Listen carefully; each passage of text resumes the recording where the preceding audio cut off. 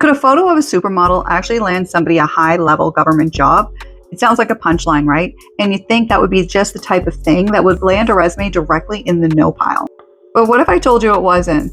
Oh, it worked. And it didn't just work, it worked big time. We're talking top-tier executive job with a salary of $220,000 Australian or $185,000 US.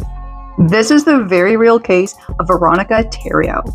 And trust me, her case has become a huge cautionary tale for anyone involved in hiring. She was hired as the Chief Information Officer. That's a massive job. You're in charge of the entire organization's technology, its strategy, and its security. It's a position that requires an incredible amount of trust. So back in 2017, a South Australian government department brought her on board, and she had the whole persona, calling herself Chief Geek, trying to sound quirky, brilliant, and perfect for this super important government spot. But here's the part that'll make your jaw drop. After everything fell apart, even her own lawyer said in court that blind Freddie could have seen it. Now that's an Aussie expression that basically just means that anyone could have seen this a mile away. All right, so how did she pull this off? Well, it wasn't just one little white lie on her resume. No, this was a whole web of deception. And each lie was somehow more unbelievable than the last. She literally faked her entire resume. She just invented her education and work history. She claimed that she had big shot senior job at a travel company, WADA, for 6 years. It never happened. Then to squeeze out a higher salary, she forged a pay slip. And when they had questions about her health, she just faked a doctor's note. I mean, it was a complete and total fabrication from top to bottom. And then there's this photo on her LinkedIn profile, the profile she used to get the job. It was a picture of American supermodel Kate Upton. Yes, that Kate Upton. You can't make this stuff up. This goes way beyond stretching the truth. The way she handled her references is just a masterclass in deception. She made up a fake supervisor, Miss Best. And when the organization called for a reference check, yep, it was Theriault herself on the other line, just singing her own praises. She even got her brother to pretend to be another manager. And the craziest part is the department just called the phone number she gave them. They never did the basic stuff like calling the company's main HR department to verify anything. And when you look at the timeline, you see this wasn't just a one-off thing. It was a pattern. She tried the exact same scam at huge companies like PwC and IBM years before. This time with the government, her scheme finally worked for a little while. After about a month on the job, though, her mental health sharply declined, leading to erratic behavior that ultimately exposed her ruse.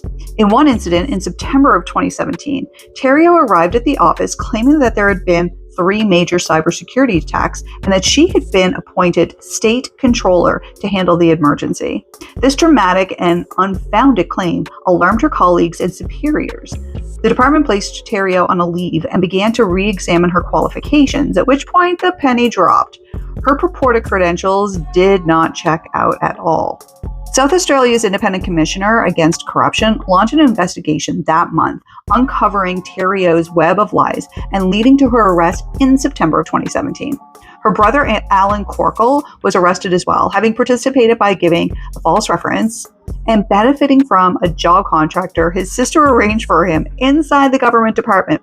See, Theriault had used her CIO authority to secure a short-term government contract for her brother, despite his lack of qualifications. Now, this case went to court. Veronica pled guilty, and in December of 2019, she was sentenced to 25 months in prison with a 12-month non-parole period. Her brother received a suspended sentence for his part. So this wasn't just an HR embarrassment, it was criminal. Abuse of public office, deception, forged documents, the penalties reflected that. Now, the department was humiliated. Internal reviews were launched, hiring protocols for senior roles were overhauled. International media had a field day.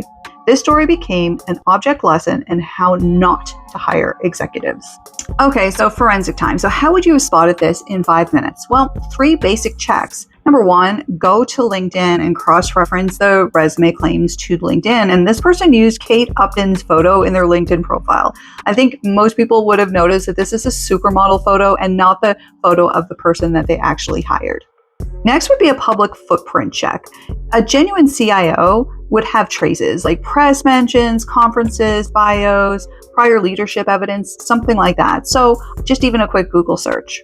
And then as far as the references, Calling the company's HR line, not the number supplied on the resume, so confirming the manager names on corporate domains and not Gmail or other red flags like that. And finally, education verification. So background check service providers can do this as well as the reference checks for you. And because reference checks and education verification are standard practice for most background check service providers, it's usually a good idea, especially if you're a large organization or a government organization, to just go with the pros. But even before getting to the point of offer, a tool like Verify makes LinkedIn cross-checks fast and simple, while public record searches and footprinting would have showed little evidence of Ms. Terrio's claims. Now, as wild as Veronica Terrio's story is, the problem behind it, people lying on their resume, is incredibly common. Some studies show that a mind-blowing 70% of candidates lie on their resume. That means for every 3 people you interview, 2 of them are probably not telling you the whole truth. And making that mistake, hiring the wrong person, is unbelievably expensive. We're not just talking about a little waste of time. A single bad hire can end up costing a company upwards of $240,000. When you add up the lost salary, the recruiting costs, the damage to the team, it's a massive financial hit. The bottom line is that proper automated checks would have thrown up so many red flags that an offer would have never been on the table. It would have saved the department a ton of money and a whole lot of public embarrassment. So it all comes down to this one really important question you have to ask yourself when you're looking at your next great candidate. How do you know if they're truly a great hire or just a really, really good liar?